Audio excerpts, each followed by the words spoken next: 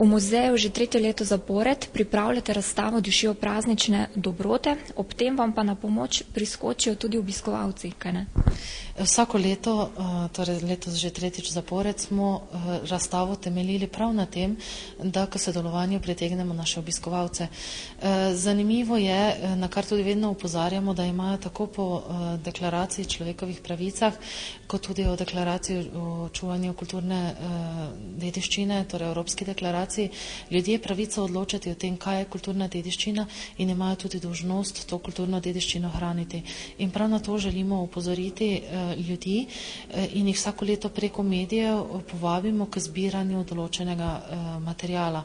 Najprej smo, torej prvo leto smo naredili razstavo starih božično-novoletnih okraskov, lansko leto smo zbirali stare igrače, letošnje leto pa smo se posvetili fotografiji, ker se pripravljamo tudi na odprtje novega fotografskega muzeja. Kar je zlata vrednost.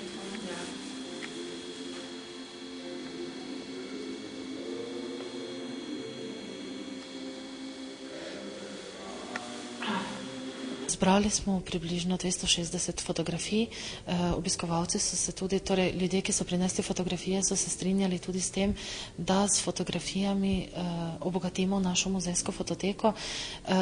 K tej akciji nas je namreč nekako prignala tudi nuja, saj smo v naši muzejski fototeki našli le eno fotografijo Dedka Mraza iz leta 1952, kar je dokazalo, da je v naši fototeki velika vrzel, kar se tega področja tiče. Prazniki pa so vseeno toliko pomemben del našega življenja, da se nam je zdelo, da moramo ohraniti spomin tudi na prihodnost.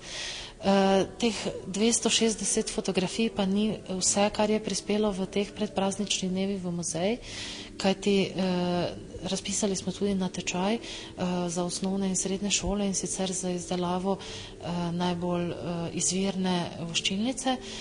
Prišlo jih je kar nekaj, okrog 200, hkrati pa so ljudje, ki so prinašali fotografije, prinesli v muzej še kaj drugega, od zgodb povezanih z prazniki, potem starih voščilnic, ki jih vidite tukaj za menoj.